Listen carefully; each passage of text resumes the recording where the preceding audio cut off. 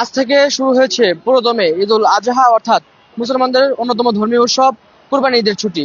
আমার পেছনে দেখতে পাবেন যে ঘরমুখী মানুষের ঢল কিন্তু মহাসড়কে নেমে এসেছে এই ছুটিকে কেন্দ্র করে। আমরা এই মুহূর্তে রয়েছি গাজীপুরের ঢাকা ময়মনসিংহ মহাসড়কের জৈনাবাজার এলাকায়।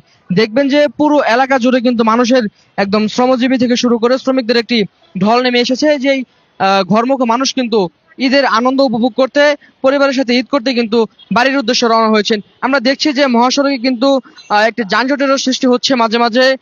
যে যানজট কিন্তু স্থায়ী না এবং অস্থায়ী একটি যানজটের সৃষ্টি হচ্ছে এবং মানুষ কিন্তু এক প্রকার ঝুঁকি নিয়েই কিন্তু এবারের এই যাত্রা যার যার নিজ গন্তব্যে বাড়ির উদ্দেশ্যে রওনা হয়েছেন। আমরা দেখছি যে বিভিন্ন সময় যে মানুষ ট্রাকে করে এবং রেল এবং যে ট্রেন রয়েছে সেই ট্রেনের ছাদে করে কিন্তু এক প্রকার ঝুঁকিপূর্ণ ভাবেই এবার ঈদ যাত্রায় অংশগ্রহণ করতে বাড়িতে যাচ্ছেন।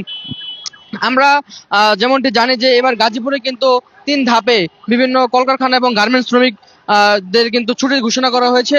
যার প্রথম ধাপ ছিল কিন্তু গতকাল, অর্থাৎ 42% কলকারখানা কিন্তু গতকালকে ছুটি দেওয়ার পর মানুষ গতকাল থেকেই কিন্তু বাড়ি ফেরা শুরু করেছে এবং তারপর কিন্তু আজ অর্থাৎ 45% কলকারখানা কিন্তু আজ ছুটি দেওয়া হয়েছে দুপুর 12টা থেকে 2টার পর। সেই ছুটির পর থেকেই কিন্তু মহাসড়কে নেমে এসেছে মানুষের ঢল। সেই ঢলই কিন্তু আপনারা দেখছেন যে মানুষ কিভাবে এক প্রকার উৎসাহ নিয়েই বাড়ি যাওয়ার পথে কিন্তু তারা নেমে এসেছে মহাসড়কে। আমরা দেখছি যে আজ সকাল থেকে কিন্তু বৈরী আবহাওয়ার কারণে যে এক প্রকার বৃষ্টি বাদল ছিল, সেই ঝড় উপেক্ষা করেই কিন্তু মানুষ যার যার নিজ গন্তব্য বাড়ির উদ্দেশ্যে রওনা হয়েছেন। আমরা দেখাচ্ছি যে এটি ঢাকা ময়মনসিংহ মহাসড়কের যে জৈনাবাজার এলাকা।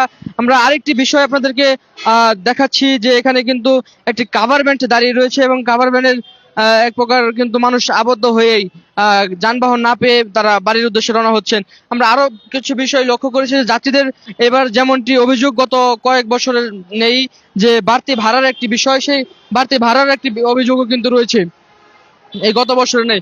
পুলিশ প্রশাসনের পক্ষ থেকে জানানো হয়েছে প্রতি ঈদের ন্যায় এবারের ঈদেও কিন্তু পর্যাপ্ত পরিমাণ আইন শৃঙ্খলা বাহিনী মহাসড়কে থাকবে এবং নিরাপত্তার তাগিদে থাকবে।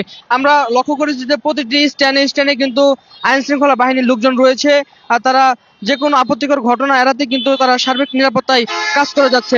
আমরা দেখছি যে দূরপাল্লার যে বাসগুলো সেগুলো কিন্তু খুব কমই স্টেশনগুলোতে দাঁড়াচ্ছে এবং মানুষ কিন্তু যে ট্রাক, পিকআপ এবং যে সাধারণ যানবাহনগুলো রয়েছে সেগুলো সেগুলোর ছাদে বহন করে কিন্তু মানুষ অনেকটা বাড়ির দিকে ছুটছে। আমরা জানি যে এবারে ছুটি কিন্তু প্রায় 1 সপ্তাহ নাগাদ থাকবে। সেই দীর্ঘ ছুটিকে অপেক্ষা করেই কিন্তু মানুষ যার যার নিজ গন্তব্যে গতকালকে থেকে যাওয়া শুরু করেছে এবং গতকালকে থেকে আমরা দেখেছি যে মহাসড়কে কিন্তু অনেকটা যানজট ছিল, কিন্তু আজকে এখন পর্যন্ত তেমন যানজট নেই। আমরা যদি ঢাকা ময়মনসিংহ মহাসড়কের পাশে আরেকটি সড়ক রয়েছে যে ঢাকা টাঙ্গাইল মহাসড়ক রয়েছে, সেই সড়কের কথা একটু বলি যে সেইখানে কিন্তু যে গাজীপুর বগুড়া বাইপাস রয়েছে এবং যে চন্দ্র এলাকা রয়েছে, সেই এলাকাগুলোতে কিন্তু দীর্ঘ একটি যানজটের সৃষ্টি হয় আমরা বরাবরই দেখে আসছি এবং সেই যানজট উপেক্ষা করে কিন্তু মানুষ যাচ্ছে। প্রতি বছর আমরা বেশ কিছু বিষয় লক্ষ্য করি যে মহাসড়কে ঈদ যাত্রার সময় বিভিন্ন দুর্ঘটনা ঘটে। এবার কিন্তু সেই দুর্ঘটনা অনেকটাই কম। এবার মানুষ কিন্তু খুব স্বাচ্ছন্দ্যে বাড়ি ফিরছে এবং অনেকটা ঝুঁকি নিয়ে গেলেও কিন্তু মানুষ এবার অনেকটা দুর্ঘটনা থেকে গাজীপুরের মানুষ এবার কিন্তু অনেকটাই দুর্ঘটনা থেকে রেহাই পাচ্ছে। আমরা জানি যে এবার গাজীপুর থেকে প্রায় 30 লক্ষ মানুষ কিন্তু 30 লক্ষ শ্রমিক এবং কর্মজীবী মানুষ কিন্তু যে বাড়ি ফেরার উদ্দেশ্যে ঈদুল আজহা অর্থাৎ কুরবানির ঈদ পালন করার উদ্দেশ্যে কিন্তু বাড়ি ফিরবে এবং সেই চিত্রই আপনাদেরকে দেখানোর চেষ্টা করছি মহাসড়কে। দেখছেন যে মানুষ এবং আমরা দেখছি যে সেই দৃশ্যই কিন্তু দেখছি আজ সকাল থেকেই কিন্তু মানুষের একটি উপচে পড়া ভিড় মহাসড়কে পড়েছে এবং সেই দৃশ্য ধারণা করা হচ্ছে আজ সন্ধ্যা পর্যন্ত কিন্তু এরকম একটি ভিড় মহাসড়কে থাকবে এবং সন্ধ্যার পর থেকে কিন্তু আস্তে আস্তে মহাসড়ক স্বাভাবিক হওয়া শুরু করবে এবং যে মানুষের ঢল সেটাও কিন্তু নেমে আসবে এমনটি ধারণা করছেন প্রশাসনের লোকজন এবং সচেতন মহল।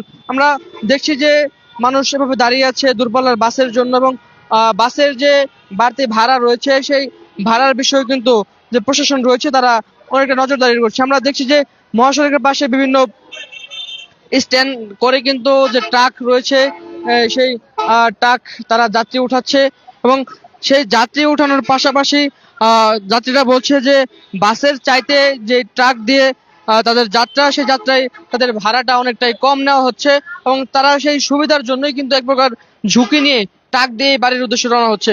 গাজীপুরের যে ঢাকা ময়মনসিংহ মহাসড়ক ছিল, ঈদ যাত্রার আজ সর্বশেষ যে দিন ছিল, সেই ঈদ যাত্রার খবর সর্বশেষ জানাচ্ছিলাম গাজীপুর থেকে। এই ছিল সর্বশেষ তথ্য।